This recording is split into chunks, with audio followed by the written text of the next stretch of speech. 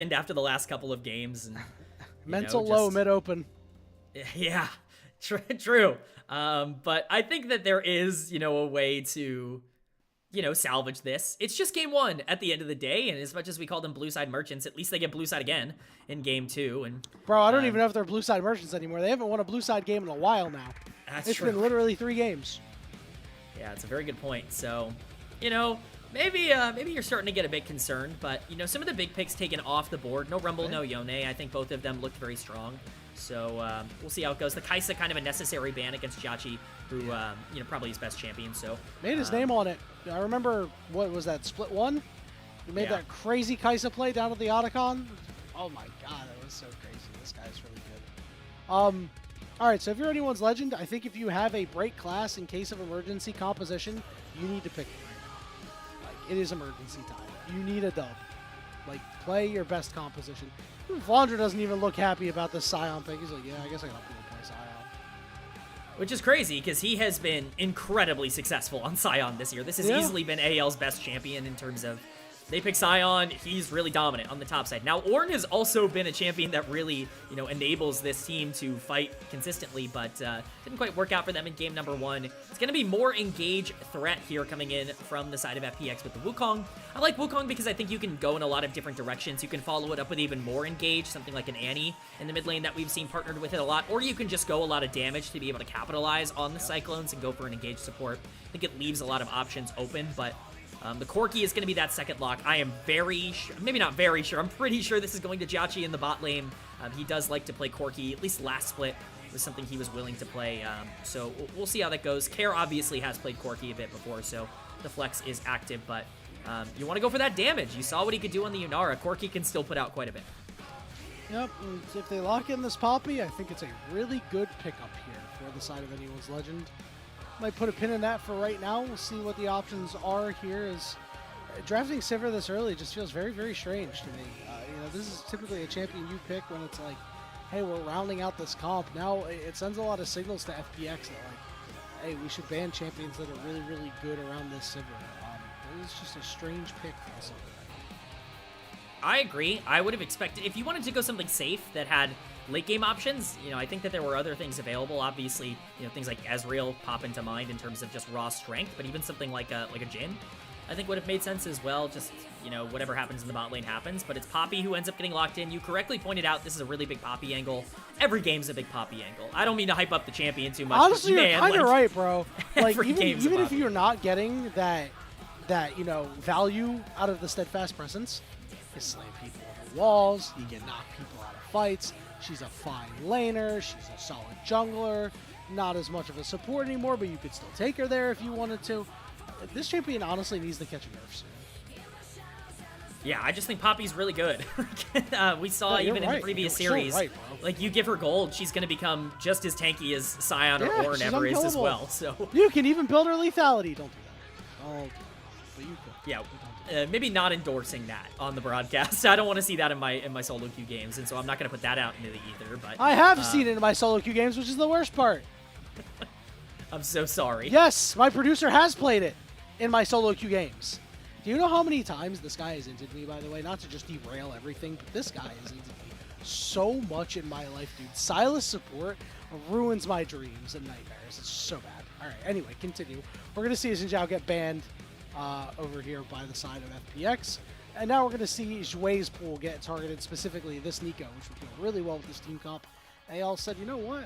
Yeah, it would go well with the team comp. Let's take it away. It's almost funny that Jwei has gotten so good as a player that we almost forget that Nico has to be banned against him because he's so good on everything that we almost forget that champ is even better than everything else. That you kind of have to take it away. That was a perma ban against Jwei for most of the split number 2, but it will still be junglers targeted with that, of course, taken off the board for FPX. They clearly do not think that this Poppy is going jungle. They are not. They are buying the Kael Poppy, and honestly, I kind of get it. Kael's played quite a bit of Poppy over the course of his career. That was an LCK pick for a very long time when he was, on Sandbox over in the LCK. So certainly something that could be played. But the Annie called it out earlier. Really nice combo for the Wukong. I think it makes a lot of sense to take out here as even more setup for Aatrox diving in or Corki kind of pumping out damage. So I think the mid lane pick is going to be pretty influential in terms of maybe what they want to go for, but I could also see support coming out here. I would expect support to be saved for R5. That's a Jwei thing to do, so we will see what they lock in, but... Not only is it a Jwei thing to do, but also not sure where this Poppy's going to go yet. You don't really want to go, hey, you know, we're going to go and I'll grab a poke mage or something like that and, you know, have it, oh, Poppy got shifted out. We're going to see a Victor get locked in here for anyone's legend, and we're seeing a support hover and a lock-in. It's going to be Rel going over. That one will go over to Kael. So this AL team, it's just a bunch of meatballs and a couple of scalers. And honestly, yeah. If that's your draft, if that's your break glass in case of emergency draft, I'm not inspired by it. This is boring. This is not LPL League of Legends. It is indeed boring. We do see the Braum hover, but Braum is, of course, taken off the board here. It is unplayable because of Fearless. It will be the Nautilus. True. Locked in here is, you know, we do get to see the comps kind of rounded out. Honestly, I agree with you, but I also will push into the direction of I'm not in love with either of these drafts, just in terms of how things are going. I think it's going to be a bit more difficult for FPX to control the pacing in the way that they did before. While I do think Corki is still in a good spot, I think you're looking at 3 lanes that maybe aren't going to have the same kind of push that they had in game number 1. You're looking at a lot of situations where you've got, you know, something like Aurora into Victor is not going to have that pressure, and you are probably going to need to spike in the mid game. But if you can do that, if you can win those skirmishes, it's all really about who gets the gold. I didn't expect Yunara to get donated a bunch of kills at the beginning of last game. If you can do that for Corki, or especially for Aurora, this game becomes very difficult for some of the immobile carries on the other side of the matchup. Yeah, and AL has to be very careful in lane, specifically in the bot lane, because Nautilus Corki is a very potent combo, and people really forget that Corki's best ability at level 1 is his W, actually. Like, sure, his E gives you a lot of value in the armor shred, but strictly pound for pound damage, it's his Valkyrie. So level 2, if you hit level 2 first, you get the Valkyrie, you get the Gatling gun, you can kill anybody. And having a Nautilus on your side, knowing that some Rels really like to kind of get aggressive early on, you could really find yourself in a favorable position to snowball the game out of control, get a big lead on Corki, set this Sivir behind, put her in an uncomfortable spot. That's the goal, is to make sure the Sivir is in as bad of a spot as possible. But as much as we want to critique the 3 meatballs and 2 carries, you get the carries in a good spot, the meatballs get some tank items on them, you know, front to back. That can be pretty difficult to break through. There's also a lot of engage on the side of anyone's legend, a lot of ways to start fights. So we'll see who ends up coming out on top here.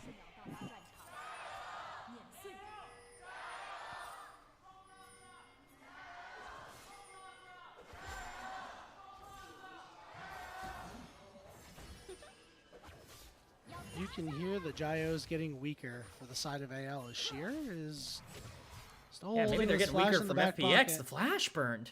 Yeah, all right. This is a very good start for AL. If there was ever a time that you needed to come out and do something, that's the one. Yeah, I mean, that's certainly a good summoner to burn early. Wow, that is a huge stat. Upper Finals, Game 4 versus JDG was the last time AL had 3 kills or less. And again, really what that shows you is just, this team doesn't play like this. It's not just that this team is in bad form, it's actively getting worse in terms of where it's at. This is one of the worst games in Game 1 that they have played all split long, all year long. And if that continues, FPX is going to be the kind of team that can take advantage of it. Luckily for AL, they are able to get that flash early onto Sheer. Him just kind of walking up, donating that for free, essentially. But I think you correctly called it out. We'll see what kind of aggression we get out of these 2 bot lanes, because I really do think if one of them overextends, and if you do see that Corki Nautilus trading pattern, could be quite dangerous. But Sivir will eventually get the shove in here if things go a bit neutral. So with Flandre having this flash advantage up on the top side, I mean, it doesn't really seem like...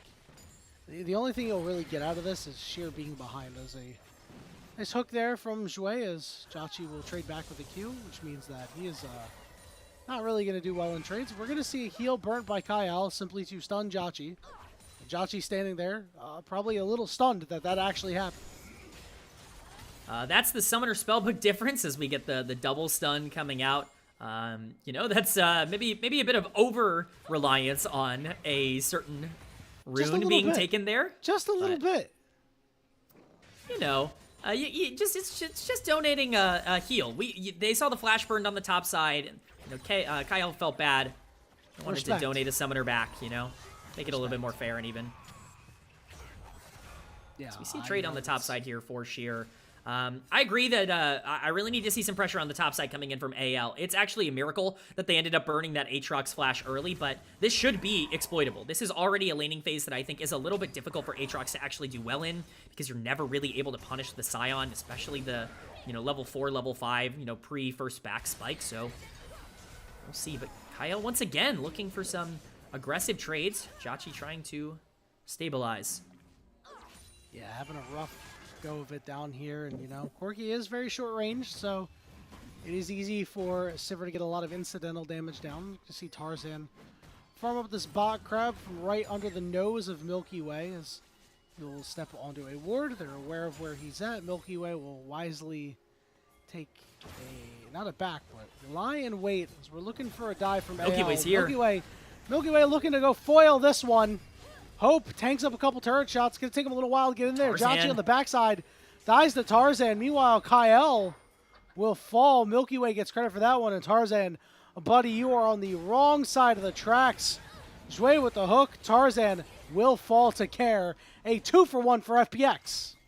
2 for 1. Tarzan does get the first blood, so, you know, it's at least something to pull back there, but getting a kill freely donated onto your Aurora and even getting a kill onto the Wukong this early on in the game is very, very positive for FPX. It's a really nice counter gank there from Milky Way. I think a lot of people would have expected more pressure on the top side, but Milky Way sees this play coming, and Tarzan looking for JiaQi, seeing the low health bar, you know, obviously burning the cleanse early on, JiaQi getting out. Tarzan, though, you know, ignoring the entire fight, flashing in to make sure he secures that kill, sacrificing his life to do so.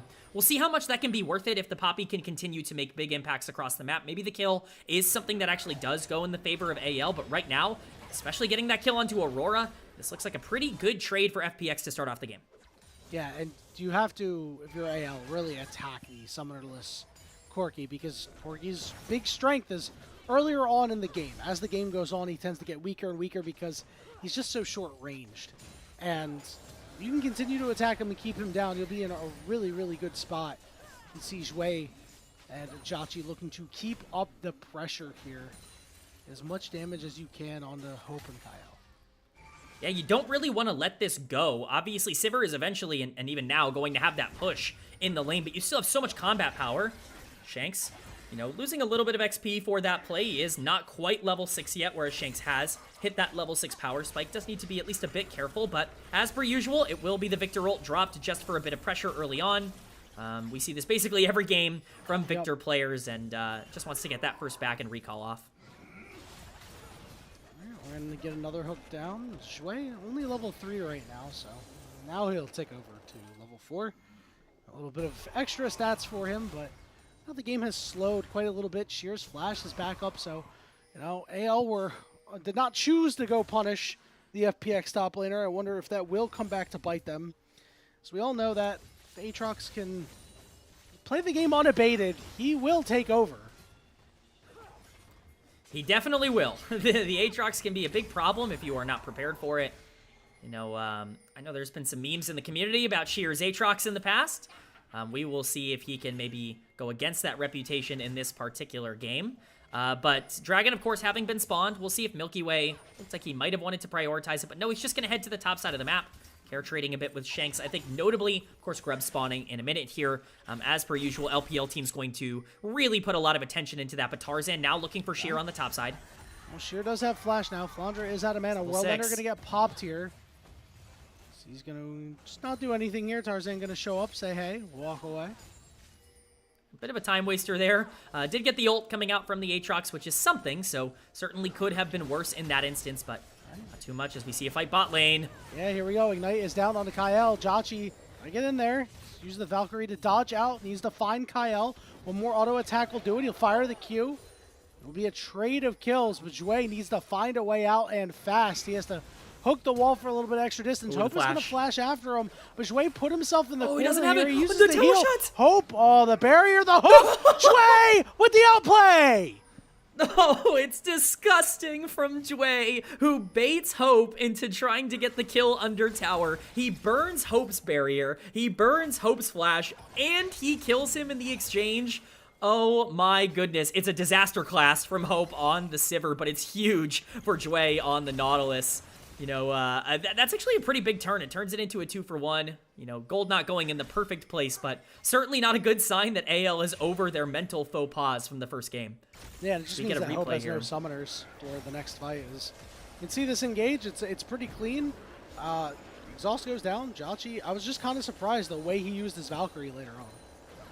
Yeah, this was a really weird fight overall from FPX, because I think if they just full commit onto Kael right now, they probably just kill him.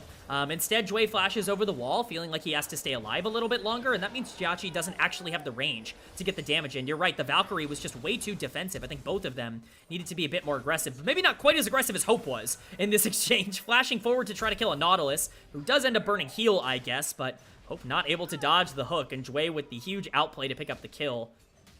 Not going to be the most consequential outplay of all time or anything like that. Doesn't change the complexion of the game, especially with Sivir up so much in the CS department, but certainly not a good thing for AL. 2 grubs to 1, going over to FPX. It'll be very good for Aurora and their Aatrox later. AL not really too broken up about losing them with their solo laners. Not really going to provide that sort of power, although Sivir with them later is pretty nice. The first dragon of the game is still up. It's pretty much been avoided like the plague. I mean, I do wonder if maybe AL are afraid to take some objective fights that maybe they wouldn't have had any reservations about in the past after what happened to that Grubs in the game 1. Yeah, it's been very slow, I think, for both of these teams. We saw Milky Way was kind of hovering around that dragon. I think it's realistic for either of these teams to want to prioritize it, but as we know, teams don't really care all that much about Dragon unless they feel they have a true late-game win condition, which I don't think either of these teams feel comfortable to fully commit to. But both of them are in the area right now. Teleport's actually going to be coming out here, so we will see the Victor meet up with the rest of the team, and this could be the pressure they're looking for. Tarzan contesting a blue. He's going to take that one, put it right in his back pocket. Jwei and JiaQi just heading back around, going to go farm up. We're not going to see anything crazy come at us. Tarzan's going to go take his back. Milky Way took his as well. Couple of teleports burned, a blue buff down, and the dragon still stands. As it turns out, neither team wants to make a massive mistake, and I kind of understand that, but also I want to see some action. I want to see this game pick up in tempo. Right now, it's just not happening. Both top laners choosing to start proxying Sion a little bit deeper than the Aatrox, but still successful nonetheless, as Tarzan will make his way up to his top side here to his Gromp. He will find an Aatrox, who is 2 levels up on him. Milky Way is in the area as well. This could actually be a problem for Tarzan if he overchases. Tarzan's like, hey, I'm winning the fight. I don't really care. World Ender popped, and Milky Way says, hey, man, we're not fighting this at all. He's going to run right into Flandre, is able to dodge out there. Sheer, though, he's not going to have anywhere to go. Sheer is just going to get 1v1 by Tarzan. He will manage to flash away there as Milky Way also dying too. So AL playing bully ball with their top side. Very funny set of events there. I understand why Milky Way doesn't feel comfortable. He understands that Flandre is, of course, proxying and will be at this play. And if you go for the 2v2, you're in direct risk of just throwing the advantage. But there we speaking go, of JiaQi. aggression... There we go, JiaQi. Get him. There we go. This is how you do no way, it. the flash! JiaQi getting the job done on this Corki. It's exactly what this champ is supposed to do. Oh, he might be in some trouble, though. Kael does have vision of him. The Rel is in the area, and unfortunately, JiaQi doesn't see it coming. Oh, he executes! He got executed. Let's go. Well played by JiaQi. What a play by JiaQi, and what a series he is having against the defending champions here in the LPL. Takes over in Game 1, gets a solo kill on Hope in Game 2, and executes for his troubles. This Corki is incredibly strong right now. Triforce completed, and this will only get better as the game continues to go along.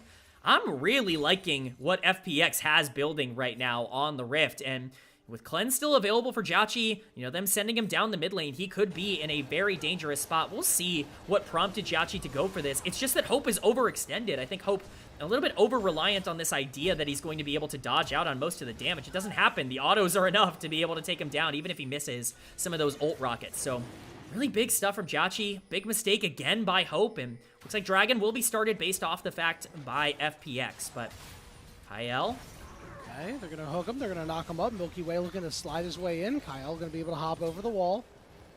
As FPX have complete purchase of the river right now, and they will be able to secure the first dragon of the game fairly easily. It's just another win for FPX. It's Kael looking to try and make a play, although Shanks... Oh, hang on. Yeah, Shanks is on his way. Milky Way going to turn on to Shanks here. Going to dodge out of the gravity well. Meanwhile, on the other side, big knockup. Kael looking for the engage. Jwei's in trouble. He goes down. His Kael is in there, and he bursts a man out. Milky Way going in, trying to land the Cyclone on somebody, but can't quite do it. Kael going to flash in, right into the knockup of the Scion. Kael lives, and Kael will die. So does Milky Way.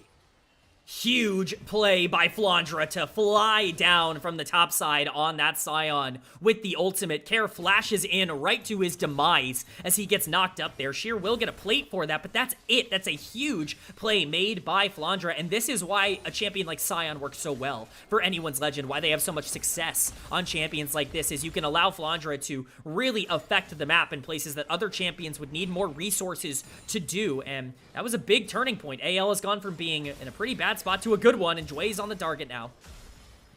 Yeah, Jwei will be able to just walk away here. Nothing too crazy, but there we go. Finally, AL makes a play that goes positive for them. Let's take a look at the replay. Yeah, they do still get the dragon, but this is a huge knockup coming in from Tarzan, and JiaQi actually doesn't cleanse the knockup. You would have hoped that he would have been able to do that, but he cleanses quite late, which means he's actually not in a position to kill Kael, and because of that, Kael flashes forward to secure it, doesn't even get it, and ends up dying there. Some small misplays coming in from FPX that really end up being costly. Shanks, capitalizing on Milky Way on the backside of that as well, so... overall, just a good play from AL, but that's what they do. They capitalize on mistakes, and luckily for them, FPX made them in that fight. Yeah, in Game 1, there wasn't really too many mistakes to go around. Game 2, a couple more there, as FPX just overstaying their welcome just a little bit. The good news for them, though, is they are still incredibly strong. Take a look at the suite of items that their carries are decked out with. A couple of Trinity Forces, a Sundered Sky, as well for Sheer in the top lane. And there's still a lot of items that are yet to get online for AL. You think the Yuntal and Rod of Ages. You're not really getting too much value out of them quite yet. It's definitely scary to try and contest this Rift Herald. Tarzan posturing like he wants to anyways, but he's fully on vision. Shanks in the area. Teleport coming in. All right. Flandre getting in there. FPX are a little split, but there'll be no engage or anything of the sort. And we'll burn the Scion teleport. He does have his ultimate, though, to still move around, as the Rift Herald has been started up and has been worked on for quite a little bit. Tarzan doing what he can to just get his damage in, heal up. AL playing protection very well. We have a teleport coming in. Watch the Aatrox. From Kael, big double knock up there from Flandre, and Kael's gonna follow it up, and they get so much damage down. JiaQi's still alive, but he's trying to escape. Sheer on the backside with a big play, and now he's gonna look for Tarzan. But Kael and Flandre trying to escape through the mid lane. Sheer and Milky Way trying to stop him. Flandre had gotten knocked up. The shield's not going to be enough. He's going to go down too, as FPX take the fight 2-for-1. It's another example. One team gets the objective, the other gets the kills. This time it's FPX benefiting from the fight win.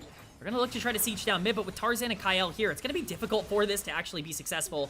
The Demolish proc ends up going off for the Aatrox, but a big fight win for FPX. Really well positioned by Sheer on the back end of that fight. Again, I hope we get a replay so I can showcase Sheer walking down. The setup on this is actually really solid. Look where Sheer is on your minimap, behind the entire enemy team. So when Kael ends up going in, yes, you land on some priority targets, and JiaQi in particular, you probably wish he had cleanse in this instance, and he doesn't. Still able to get a lot of damage off because of the flashes necessary to kill him, but at this point, they've had to overextend so much to be able to win that part of the fight that when Sheer makes his way in and Milky Way still has his second proc of his ult available, they're able to clean up relatively easily. More than enough damage coming in. So really nice stuff from FPX to play patient in that fight, even if AL is able to get the Rift Herald.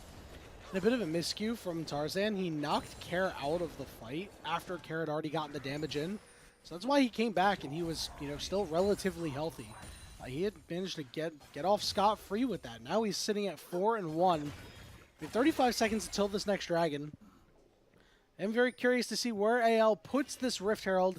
They're going to try to leverage that into securing a Drake for themselves. It's going to be necessary for them to start pushing. Unfortunately, Drake, not a very reliable win condition this game. We're getting second dragon spawning around 18 minutes into the game. It's going to take quite a while. Great. for that to be an actual win condition for either team, especially if you're AL, who's already, down one Drake. Like, this is, going to be something that I don't think either team is going to be able to rely on consistently. The biggest concern for me is that number 4 sitting in the kill column for Kael on this Aurora. I talked in the draft about how strong this Aurora could be on 2 immobile carries. You can only spell shield one thing if you're Hope, and a lot of damage is going to be coming through, and Victor obviously cannot survive if fully dove on by, Milky Way and Care and everything. So we'll need to see how they do it, but the Herald dropped mid. They're going to look to take this tower. Yep, there's no wave left, so Shelly will charge in. Will get immediately bursted down. Ooh, watch Care Care. lying in wait, going to try to get a little bit of damage in, not all too much. Meanwhile, Sheer just up on the top side, hanging out, having a good time, taking a turret for himself. AL do start up the Dragon, but have nobody committed to it because Jwei and JiaQi have the inside track on the mid lane here, and they're worried about that turret going down. Yeah, you don't want to overextend here if you're FPX. I like the way they're playing this. We'll see if they go for it. Oh, Milky Way! He gets blown up immediately! Now Jwei is forced to flash over the wall. Sheer teleported in, but he doesn't even join that fight. Jwei's going to die as he tries to crawl to the mid lane turret. A big miscue by the FPX jungler. It's ginormous. It's a huge mistake from Milky Way. Absolutely no reason to go in there. One thing I was going to say during the setup, it was really well played at the beginning by FPX because they were generating pressure across the map. We just talked about how Dragon is a tough win condition for AL in this game. If you have to give over the Drake, it's okay, but Shanks, is he going to fall for this trap that's being set here? Absolutely. Okay, he flashes away, but that is a tough summoner to lose, especially as the victor with Otacon coming up in 35 seconds. Yeah, you don't want to lose Flash for Otacon if you're Victor. Like I said, immobile carries on the backline can get scary, but look at this replay. There's no reason to play this aggressive. Milky Way ends up going over the wall with this blast cone, and Tarzan's ready for it. He has full vision of Milky Way this entire time with wards, and so he just perfectly stuns him up into the wall, and this play is dead. It's over. Luckily enough for FPX, it's the only member of the team to end up falling outside of Jwei in this exchange. You didn't lose JiaQi, I think, is the main point to take away from that, but it was a terrible mistake. Quite frankly, no reason to ever go over the wall there if you are Wukong, and he was really punished for it. Yeah, and FPX had a chance to really, on the next fight, really take control of the game. But now, it's AL who are the ones that have some tentative control here. Now, if FPX were able to get Otacon, they're up big when it comes to the Rose Petals. So that'll be a huge boon for them. We'll see if they will get the opportunity to do so. Corki is on that Manamune, so he is incredibly strong with the auto attacks. Sheer looking to clear out the minions on this turret, but he has realized really quick, I am in a 3v1. I'm against the wall, against the Poppy. He's going to flash away and stay alive. Turret's going to fall as Milky Way doesn't want more, but Jwei teleported in. Jwei is going to die here. He's going to get knocked up, and it's easy pickings, but look at the rest of the map. Kman. Yeah, I mean, a lot picked up here by FPX. It's honestly not a bad play for FPX. I don't really like the teleport from Jwei, obviously. If you would have just allowed the turret to go down, it would be even more of a plus, but that will be Otacon down on the bottom side. You're trading that for top lane tier 2. You're also trading it potentially for mid lane tier 2, but the teleport going to stop that coming in from Sion. So still a good play for AL, but look at the gold. It's basically even for both of these teams, as much as we're talking about pluses and minuses. For each team, both have advantages. Care still has quite a bit of gold on this Aurora in the right scenario. You can say the same thing about Hope and Shanks on the other side. It's all really about execution now, as JiaQi could be in trouble. Oh, JiaQi, oh no, he cleanses too. He's just gonna die. Oh, he greeds for the blue buff and he falls. AL punishing these mistakes.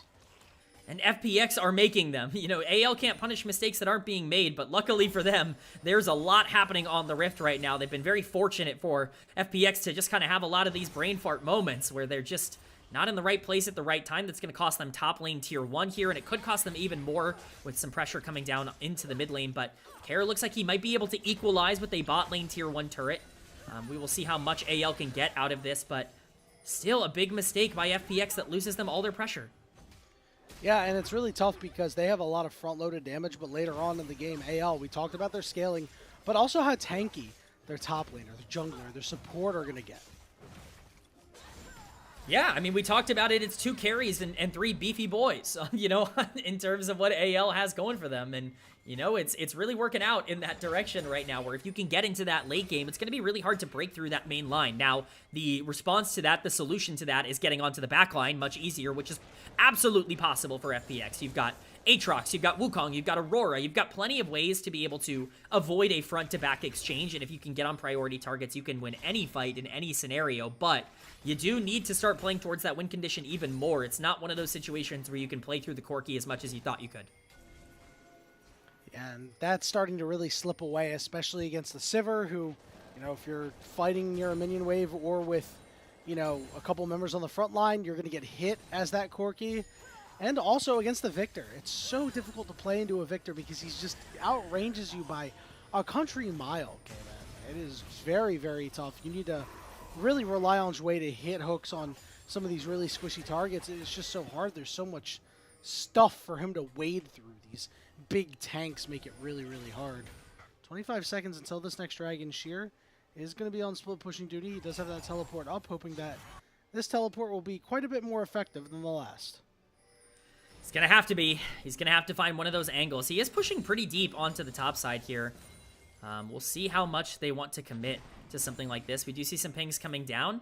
Sheer trying to play at least a little bit respectful, but the control is entirely in favor of AL. No vision available outside of the pit itself for FPX, and that dragon will be started up now. This is only second Drake, and so if FPX want to give this over, it's not the worst thing in the world. We'll see if they want to contest, though.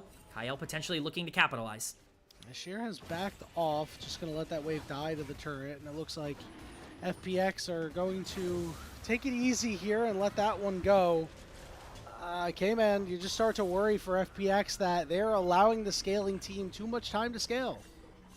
Yeah, it's a really passive play here from FPX. I think you had to be greedy somewhere on the map. Unfortunately, they just choose to be safe everywhere. Sheer backs off. They back off of the fight around the dragon. No teleport ends up coming in. So they lose the dragon. They don't necessarily get too much on the top side, even if the tower is, you know, maybe takeable soon, depending on where the wave state is at.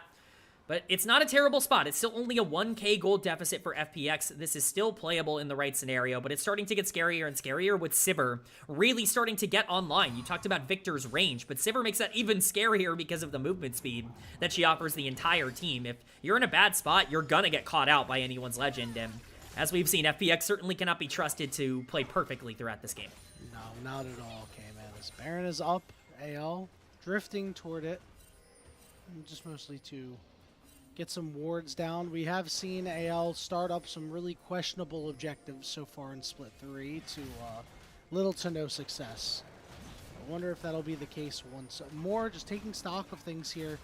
Take a look. Tarzan with a little bit more of an aggressive build on this Poppy is still very vulnerable to Kael. You know, Flandre, even we saw him take a lot of damage from Kael. If Kael is able to really take over this game, I mean, that'll be a huge feather in his cap. We talked about it in game 1 that, you know, he did so well on this Yone, and FPX really looking for this franchise player to really spread his wings and be the guy that FPX can rely on. And, you know, the longest journeys start with a single step, and if FPX can get the win here, improve to 2-5 with good performance out of Kael after he gets a couple of kills, I'm sure the FPX fans would be quite happy about that.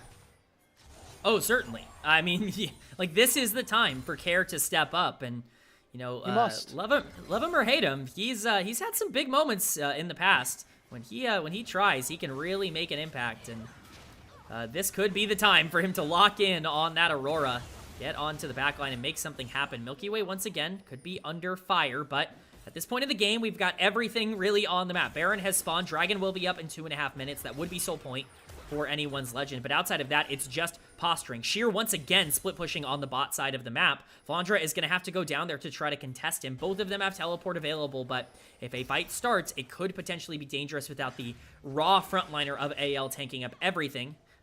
But at least for now, it looks like everybody's just going to disengage. No full commits, at least happening at the moment. Nope, not at all. I mean, we got to start seeing something happen here for FPX. We see Kael getting really aggressive here, but he will burn that ghost, and everybody will back off on the side of FPX. So, again, we're just kind of hanging out, Kman. There's been a whole lot of nothing in terms of action over the last couple of minutes.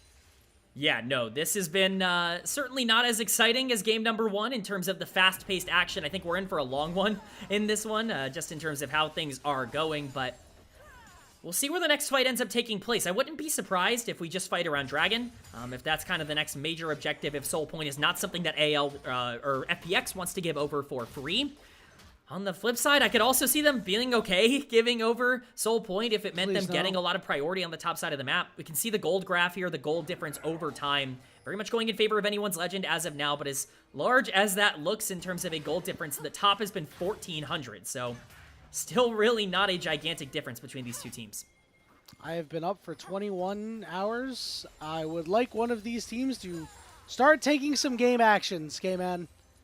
As you take a look at the gold graph here, it's Hope on top by quite a bit, by 1.3k, as you can tell by the bottom middle portion of our screen, but still a lot of gold on a couple of key members here. It's the last kill 5 minutes ago. Man, that may as well be a lifetime. In League of Legends terms, it is a lifetime. Kael is going to get engaged on here by Tarzan. Tarzan going to stop him from really getting anywhere. Double knockup is there too. There we go. Anyone's Legend. A snappy play. They pick off 2. That is the biggest caster curse we could have looked at, and they're not done. Jwei could be the target next. He is. He's going to flash teleport away. Teleport's coming in. This is Flandre showing up to the party. Shear's on a big flank here, but guess what? It's not going to work out very well. JiaQi gets slammed up against the wall. Jwei's going to fall. JiaQi's dead. 4 for nothing. And when the dust settles, AL are on the Baron. That was a huge fight for anyone's Legend. You know, it might not have felt like the game was on a knife's edge, but it really was. If FPX was able to get one fight off, if they were able to find one flank, things could have been very different. But it's Kael, the player we asked to step up, who makes the critical error of being too far forward. Great job by Tarzan to be able to catch him out. Great follow through by the rest of the team, and that is Baron, now secured by AL. The game has been broken wide open. Dragon is up. That is Soul Point for AL if they want to transition right into taking that. But even more so, if they just want to start pressuring the base, it's going to be free for them as well. Let's get into this replay and kind of see what happens. But again, it's Kael who makes the gigantic error. He's trying to get some free poking onto Tarzan, but this is a Poppy. You cannot escape if you end up getting caught. Milky Way tries his best to salvage the situation, but the combo of ultimates from Tarzan and Kael end up locking down the 2 priority targets, and everything just falls apart for FPX. Dragon has been started, like I stated before. Huge, huge swing for AL. And it hasn't been pretty. But that right there was a glimpse of the AL split 2. You were like, oh man, this is like totally a play that they would make. Real snappy decision making that everybody seems to be on the same page about, Kman. It's refreshing after a long desert that had no kills for quite a long time. Yes, everything is opened up for sure for anyone's Legend, and they showcase that by taking this bot lane tier 2. They're pressuring in now on the inhibitor. Watch JiaQi if he's going to be able to, free hit on the backline. Shear's looking for a potential flank angle. Flandre, of course, split pushing in the mid lane. Going to try to cut off this attempt. Milky Way. Yeah, he's going all the way in. Shear looking to get around here. He's going to look for Shanks. Kael, very low on HP, but Shear has to flash away as AL is pulled all the way off, and FPX have not able to chase them. Kael taking so much damage. Oh, the Victor ult. Ultimate goes and hits the wall. Shanks below half HP. And this turret is going to fall as Shear has not had an opportunity to back. Teleports are coming in here as the inhibitor will go down. As anyone's Legend just, again, bullying their way through. Milky Way, once again, not really able to find that engage. What's a polar bear doing in Arlington, Texas, bro? It's Shear versus Tarzan, the 1v1 of the century. Legends say that Shear is still looking for that flank as he teleports home. Yeah, honestly, I was shocked he didn't do that sooner. The fact that he was still there is astounding, and the fact that he got out is even more astounding, but unfortunately, the flank angle not found for Shear. He was trying to get onto the backline, but AL do a really good job of spacing that out. It's really difficult to jump onto the backline if you just play a little bit slower, if you can separate FPX and kind of delay their engage angles. Milky Way just a little bit too fast. We talked about it in the pre-show. It's been his biggest problem, and it really cost them here. Will it cost them again? We'll have to see as they march down mid. Well, I think it's all over but the crying here, Kman, as AL firmly in the driver's seat, and I do not think they are letting go. Again, we've mentioned multiple times on the stream today throughout both of these series, no lead is safe in the LPL, but when anyone's Legend get ahead, it is very, very hard for them to relinquish these leads. Jwei just hanging out, trying to mess with AL, trying to maybe get them to engage. It's a large super minion wave coming in. Sheer looking once again for the flank of the Sentry, but guess what?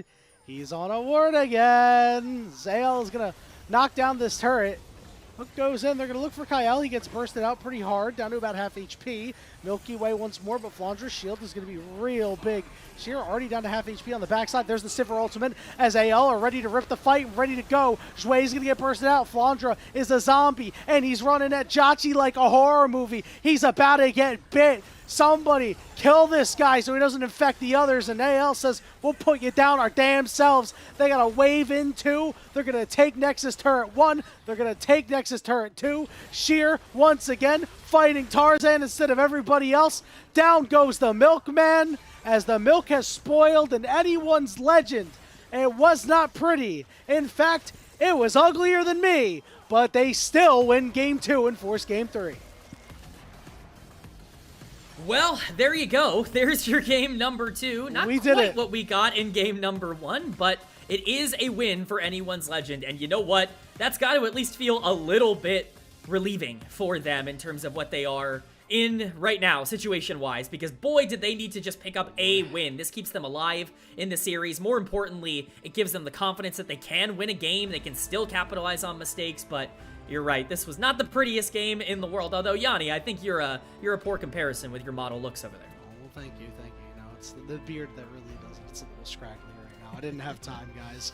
Listen, like I said in the cast earlier, I've been up for like 21 hours. It's been really rough, and that game did not help at all, man. We were in snooze fest for a long time. This was classic LCK. This was NA do nothing. This was 2025 LPL. What are we doing? Man, what a weird game this turned out to be. I mean, you know, the scaling ended up working for anyone's legend, but FPX, they had some of this like executive dysfunction that we see a lot of the lower tier teams have, specifically in Group Nirvana and, you know, FPX. Definitely one of these lower tier teams at 1 and 5. They just waited and waited and waited, looking for the perfect opportunity. Some say that, hold on one second. I see Sheer on the flank outside right now. Like, bro is still out there looking for it. And, like, listen, at one of these points, before you get to a point where it's impossible to win against the scaling team, you must fight. It just felt like after that one fight in the river where Milky Way took the blast plant over and got immediately fly swatted by Tarzan, he was like, we cannot fight anymore, guys. He got so scared after that. And you just can't do that. You're just going to bleed out and lose. That's exactly what happened to FPX. Unfortunately, this is not all that out of character for FPX and for Milky Way, for even what he was at the beginning of the year for RNG. This is something where the programming goes off. I've called Milky Way a robot before. The programming gets thrown off, and it's like, well, you know, we shut down. We shut it all down. You know, what do we do? You know, there's just, it ends up kind of really ruining him stopped responding. Yes, and like, I'm not saying that Milky Way doesn't have a lot of great qualities, just that this is certainly one of his weaknesses as a player, and you know, unfortunately, that got exploited. And I think really the two moments, you pointed out one of them, obviously, Milky Way, you know, jumping in for that second dragon and immediately getting stunned up and dying when really there was no reason to fight over that objective. That was a major mistake. And I think the other part that really solidified everything was that third dragon where you have Sheer split pushing on the top side, pushing into inhibitor tower with nobody backing to stop him. And then you have, you know, the rest of FPX trying to contest and AL taking dragon. They neither commit to the inhibitor tower, nor do they commit to actually fighting around dragon, so they don't really get anything on the map. You just can't really be doing that. You have to do something, and they didn't.